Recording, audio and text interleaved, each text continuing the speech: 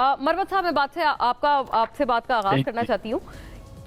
ठीक है, नैब तरामीम को पाकिस्तान तहरीक इंसाफ ने बतौर जमात चैलेंज किया सुप्रीम कोर्ट में। आप सबसे पहले ये कहेंगे कि नहीं, हमें अगर इस चीज़ से हम ठीक होते या हमें कोई प्रॉब्लम ना होती तो हम इसको चैलेंज क्यों करते। लेकिन एक दूसरा पहलू भी है, वो कहते हैं कि इस पे भी जो आपके PTI जो चेयरमैन है, काफ़ी सारे मामला पे उनको बाकायदा रिलीफ भी मिला है नैब तरामीम से। हुकूमत जो साबिक हुकूमत है उनका ये आपके ऊपर उल्टा आप पे तनकीद है। जी बहुत शुक्रिया। जहाँ तक रिलीफ की बात आपने की है, तरमीम शुदा नेब कवानीन के तहत चेयरमैन PTI को, तो कोई निशानदही अगर कोई कर दें कि किस जगह पे हम मुस्तफ़ीद हुए हैं। दो इन्होंने केसेस बनाए हैं चेयरमैन PTI के ख़िलाफ़ नेब कवानीन के तहत। एक जो है अलकादर यूनिवर्सिटी ट्रस्ट केस है जो 190 मिलियन पाउंड का केस है, और दूसरा केस तोशाखाना केस है। ये नेब अदालत में जो है ज़ेर समात हैं, और इन दो केसेस में जो है चेयरमैन PTI गिरफ्तार है। तो लिहाजा अब इन्होंने लेकिन गिरफ्तारी की ज़ाहिर मुद्दत कम है, क्योंकि आप इन्वेस्टिगेशन के मराइल में जब केस होता है तो अब ये तरामीम के बाद, वो पहले तो आपके दौर में तो PTI के दौर में तो 90 दिन तक गिरफ्तार करते थे, लोगों को अंदर रखा जाता था इन्वेस्टिगेशन की। जब इल्म होना चाहिए, आपके नाज़रीन को भी बता दूं कि इन्होंने चेयरमैन PTI स्पेसिफिक अमेंडमेंट की ऑर्डिनेंस के जरिए। अच्छा, और जब उनके खिलाफ आप कह रहे हैं specific amendment, specific person specific कानूनी तरमीम है, जिसके जरिए जब प्रेसिडेंट अलवी साहब सऊदी अरब हज की अदायगी के लिए चले गए तो चेयरमैन सेनेट का सहारा लेते हुए उन्होंने ऑर्डिनेंस के जरिए रिमांड पीरियड वही एक्सटेंड कर दिया। I do recall. Number 1। Number 2 बात यह है कि हमने तो तरामीम जो हैं वो ABC किसी एक पर्सन स्पेसिफिक के लिए नहीं बात की है। हमने जो चैलेंज किए वो ये कहा है कि आपने इस इदारे को टूथलेस कर दिया है, और अब नेब का कानून जो है वो कोई माना ही नहीं रखता है, क्योंकि आपने इससे वो तमाम अख्तियारात ले लिए जिनके ज़रिए वो इन्वेस्टिगेशन के स्टेज पे या रिकवरी करा सकता था, या लोगों को नेब का डर होता था। यानी नेब का डर का मतलब ये है कि अच्छा, नेब का डर, हाँ देखिए, नेब सियासी मकासद के लिए इस्तेमाल होना एक अलहदा अमर है, लेकिन अगर नेब कानूनी मकासद के लिए इस्तेमाल हो और इसको करप्शन के खिलाफ में मरवत साहब वो यही तो कहते हैं कि कानूनी फवायद के लिए या कोई रिकवरीज करने के लिए तो किसी को पकड़ा नहीं गया था। जितने लोग पकड़े गए थे उनसे एंड में कुछ भी नहीं। साल से ज्यादा तक आपको याद होगा ख्वाजा साद रफीक साहब पाबंदे सलासल से, और बाकायदा मोअज़्ज़ज़ अदालत ने उनके ऊपर बड़े सख्त किस्म के रिमार्क्स देकर उनको फिर वहां से निकाला था कि ये इतने आपने साल तक एक बंदे को आपने अंदर बंद कर दिया और उससे कुछ भी नहीं। और इस तरह की मुतअद्दिद एग्जाम्पल्स हैं। देखिए जी, जो नेब तरामीम हुई है इनके बेनिफिशरीज कौन है? इनके बेनिफिशरीज ख्वाजा साद रफीक है, इनके बेनिफिशरीज शहबाज शरीफ साहब है, मरियम नवाज साहिबा है, इनके तमाम भाई हैं, इनके चचाजाद हैं शहबाज। यही लोग तो सारे जो केसेस थे इन्हीं तरमीम की वजह से इनको अतकड़िया तक नहीं लगी। इसहाक डार साहब जो हैं, जो इन्हीं नेब कवानीन के तहत प्रोक्लेम्ड ऑफेंडर थे और जिनकी जायदाद तक कुर्क हो चुकी थी, वो जनाब दंदनाती हुए जहाज में तशरीफ ले आए। यहाँ पाकिस्तान की किसी अदालत में उनको न कोई अतकड़ी लगी, न उनके कोई ट्रायल हुए। उन्होंने कहा जी कानून ही तब्दील कर दिया है हमने, तो लिहाजा वो बरी किए जाते हैं। ये मुझे मामला आगे ले जाने दीजिएगा। साथ जाहिर है महंगाई के साथ भी जरा इसको अमेलगमेट करते हैं। ख्वाजा साहब, आपकी तरफ ये मामला लाती हूँ। नैब तरामीम हुई सर, कोशिश तो ये थी कि सियासी इंजीनियरिंग का टूल ना बने नैब, लेकिन अभी आपने सुना मरवत साहब कह रहे हैं कि पर्सन स्पेसिफिक तरामीम, और ये वाकया दुरुस्त है कि सदर मुमलिकत हज पर थे और उनके ऊपर भी वैसे सच्ची बात है तनकीद आई कि वो एक उस वक्त पर वो हज पर चले गए, लेकिन ये कि तमाम चीज़ें पर्सन स्पेसिफिक की गई। एक इसका जवाब फरमाइएगा। और अभी आप महंगाई के खिलाफ MQM भरपूर तौर पर और इलेक्ट्रिसिटी बेकर आप लोग भरपूर तौर पर आवाम को मोटिवेट कर रहे हैं कि लोग निकलें और अपने हक के लिए आवाज़ उठाएं, लेकिन तब क्या था सर जब आप लोग गवर्नमेंट में बैठे थे और ये तमाम तर चीज़ें ओवरनाइट निगरान हुकूमत ने तो नहीं की है। अभी चंद रोज पहले तो आप लोग थे बरसर इख्तिदार। जी बिल्कुल ठीक है। ये एक थोड़ा हमारे यहाँ बदकिस्मती है कि पूरी दुनिया में अकाउंटेबिलिटी की डेफिनेशन कुछ और है और हमारे यहाँ अकाउंटेबिलिटी की डेफिनेशन कुछ और। दुनिया में ये होता है एज ए कानून के तालिब इल्म के कि अगर किसी के ऊपर एसेट्स बियॉन्ड देयर लिमिट कोई इल्ज़ाम लगता है तो उसे साबित करना पड़ता है कि उसके ये एसेट्स लेजिटिमेट हैं या नहीं है। हमारे यहाँ इदारों को, चाहे वो नैब हो, चाहे FIA हो या पुलिस हो, उसको साबित करना पड़ता है कि जिस शख्स पे इल्ज़ाम रखा है उसके ये एसेट्स لیجٹمیٹ ہے یا نہیں ہے.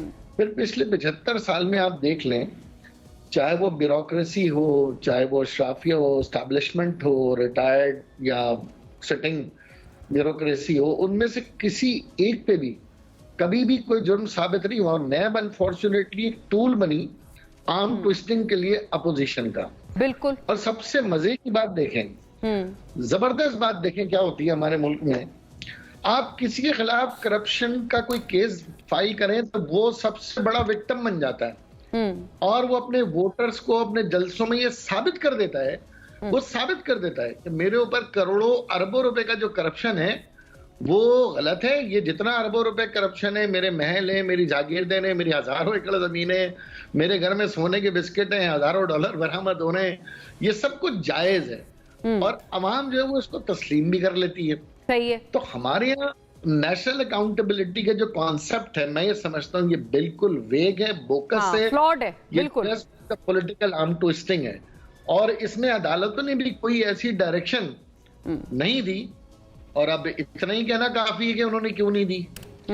اچھا, تو یہ خواجہ صاحب بات یہ ہے سر کہ یہ ساری باتیں اگر میں کروں, کیونکہ میں کبھی حکومت میں نہیں رہی, یا کوئی اور کرے جو حکومت میں نہیں رہا تو ٹھیک ہے, لیکن یہ آپ تو جب گورنمنٹ میں تھے, یہی تمام تر آرم ٹوئسٹنگ کا آپ پہ بھی الزام ابھی کچھ روز پہلے عائد کیا جاتا تھا کہ آپ لوگوں نے گھروں پہ دھاوے بولے اور آپ نے لوگوں کو بلا وجہ گرفتار کیا, ٹرائل نہیں ہو رہا ہے, 3 MP کے تحت لوگ دھرے جا رہے ہیں. آج آپ نے پرویز الہی صاحب کی آج تازہ ترین مثال دیکھ لی. گویا یہ کہ آپ کہیں گے آج تو آپ لوگ نہیں ہیں, لیکن یہ کہ جب آپ کی گورنمنٹ تھی جسٹ ڈیز اگو, یہی نہیں ہوتا تھا سر. دیکھیں, ہماری گورنمنٹ کا مطلب یہ ہوتا ہے ہمارا شیئر آف دا گورنمنٹ. اگر ہماری گورنمنٹ میں ہم پرائم منسٹر اور چیف منسٹر ہیں, پھر تو میں آپ کے پاس 100% کٹہرے میں ہوں.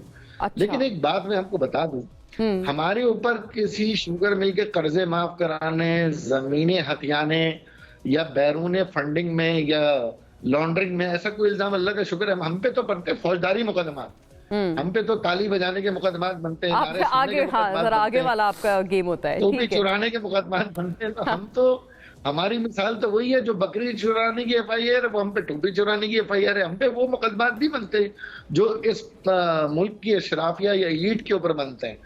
تو میں یہ ضرور کہوں گا کہ ہاں حکومت میں تھے. میں آپ کو لاسٹ PTI کی گورنمنٹ کا بھی مثال دوں, ہم نے یہ تجویز دی تھی کہ بھائی ایک کمیشن بنا لو, ایک کمیٹی بنا لو, اور اکاؤنٹیبلٹی کا ایک ٹرانسپیرنٹ فارمولا طے کر لو.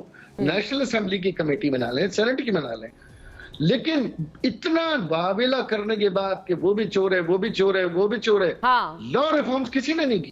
یہ بات صحیح ہے. اور خواجہ صاحب آپ سے اس لیے یہ سوال زیادہ ضروری ہو جاتا ہے کیونکہ آپ دونوں حکومتوں کے آپ اتحادی تھے, PTI کے بھی تھے, اور ابھی یہ جو PDM گزشتہ گورنمنٹ ان کے بھی آپ تھے. تو آپ پہ زیادہ یہ اونس ہے کہ آپ جس کے بھی اتحادی ہوں ایٹ لیسٹ ان کو پریشرائز تو کریں. I'll get back to this point. اور یہ بجلی کے بلز والا جو معاملہ ہے اس کے اوپر بھی میں آپ کی طرف آتی ہوں دوبارہ. شاہ صاحب, آپ تو سر یہ چیز ظاہر ہے آپ سے یہ والی بات نہیں کی جا سکتی کیونکہ جب PTI گورنمنٹ تھی آپ بڑے زور و شور سے PDM اتحاد کو اکٹھا کر رہے تھے. وہ یہ کہتے ہیں کہ پورا اتحاد آیا ہی اس وجہ سے تھا کہ یہ اپنے کیسز معاف کرا پائے. آج نیب ترامیم کے حوالے سے جو رپورٹ جمع کرائی گئی ہے سپریم کورٹ میں, اس میں بھی ماشاءاللہ سے لوگوں کی جو فہرست ہے ناموں کی وہ اتنی ہے کہ ہماری انگلیاں ختم ہو جائیں گی, لوگ ختم نہیں ہوں گے جنہوں نے فائدہ اٹھایا اس نیب قانون سے. اور ابھی مروت صاحب کہہ رہے ہیں کہ PTI چیئرمین نے فائدہ نہیں اٹھایا بلکہ یہ کہ الٹا ان کے خلاف آپ نے پرسن اسپیسیفک ترمیم کی. شکریہ آپ کا, آپ نے یاد کیا. بسم اللہ الرحمن الرحیم. یہ جو آپ نے فرمایا کہ PTI کے چیئرمین جو ہے نا اپنے مقافات عمل کی وجہ سے جیل کے اندر ہے, اس میں PDM کا کوئی کارنامہ نہیں ہے. دوسری بات یہ کہ وہ یہ فرما رہے ہیں سب کے نیب میں اتنے سارے نام آئے, قانون بڑی حرکت میں ہے اور سب کچھ بڑا اچھا ہو رہا ہے اور بڑا برا ہو رہا ہے. دو طرفہ بتایا جا رہا ہے کہ جی ان کے دور میں یہ ہو رہا تھا اور ہمارے دور میں یہ ہو رہا ہے. تو پھر مجھ سے میں بھی بحیثیت ایک سیاسی کارکن یہ پوچھنے کی لیے سوچتا ہوں کہ پوچھوں یا نہیں پوچھوں کہ پاناما کے اندر کتنے لوگ جو تھے وہ ملوث تھے, اور ٹارگیٹڈ آپریشن کر کے ایک آدمی کو جو پرائم منسٹر اس ملک کا منتخب ہوا, جس کو آپ کہتے ہیں پاکستان مسلم لیگ نون کی گورنمنٹ آئی اور میاں محمد نواز شریف صاحب, ان کو کیوں سٹیپ ڈاؤن کرایا گیا ایک پلاننگ کے تحت؟ اس میں کون لوگ موجود تھے؟ ایک کانفرنس ہوئی تھی اسلام آباد میں, اور میں نے اس میں جب وہ خود چیف جسٹس موجود تھے, اپنے منصب پہ فائز تھے ثاقب نثار صاحب, میں نے ان کو بھی کوشچن یہ ریز کیا تھا کہ آپ کو کس نے اجازت دی ہے یہ سارے کام کرنے کی, انٹروین کرنے کی, اور لوگوں کو سزا اور جزا کا on grounds of personal agitation, personal grudges کے تھرو آپ لوگوں کو ٹارگٹ کر کے پولیٹیشنز کو, پولیٹیکل پارٹیز کو ٹارگٹ کریں. مگر اس وقت کیونکہ سب زوم میں تھے. ابھی آپ نے یہ بھی کہا, انہوں نے فرمایا, کسی نے ابھی شاید یہ یہاں پاکستان تحریک انصاف کے لائر بیٹھے ہیں جی بھائی ہمارے, انہوں نے کہنے لگے صاحب ڈاکٹر صاحب یوں گئے اور یوں آئے اور سارا کچھ کلیئر ہو گیا. یہ خیال نہیں آتا کہ آپ کا بندہ خود بلیک لسٹڈ تھا, فلائنگ نو فلائی لسٹ پہ زلفی بخاری تھا, اس کے لیے جہاز 2 گھنٹہ روکا گیا ایئرپورٹ کے اوپر, بیس کے اوپر, اور اس کو پھر فلائی کرایا گیا. وہ کس کے آرڈر پہ ہوا تھا؟ جو علیم خان صاحب کا جہاز تھا جس پہ وہ بیٹھ کے جا رہے تھے گھومنے پھرنے کے لیے, جو انڈیا جس جہاز میں وہ گئے تھے. یہ آپ تب کی بات کر رہے ہیں جب یہ گورنمنٹ آنے والی تھی اور نگراں سیٹ اپ تھا اس وقت, جب زلفی بخاری صاحب کو یہ نہیں, میں آپ کو بات بتا رہا ہوں, جب زلفی بخاری اسٹیٹ منسٹر تھا, جب وہ چاہ رہے تھے انڈیا تو وہ آپ جو بتا رہی ہیں وہ انڈیا کے وہ اس سے پہلے والی بات ہے. جی سیٹ اپ تھا. میں بتا رہا ہوں آپ کو, جو وہ بیس کے اوپر جس جہاز میں بیٹھے تھے ان کا نوٹیفیکیشن پی ایم نے اپنے آرڈر سے نکلوایا اور پھر ان کو فلائی کرایا. وہ سب حلال, اور جو کوئی اور کر جائے وہ سب حرام. تو یہ جو ہے نا, یہ کانسیپٹ تھیوری سے ہمیں باہر نکلنا چاہیے. یہ تو سب سے بڑے مجرم ہیں. پاکستان تحریک انصاف کا جو چیئرمین ہے وہ سب سے بڑا قومی مجرم آدمی ہے, جس کا فائنانس منسٹر IMF کو خط لکھے کہ اس ملک کو قرضہ نہ دو, اس ملک کو ڈبو دو, اس ملک کا کانٹریکٹ اس نے خراب کیا, بڑا غرق تو انہوں نے کیا سارا.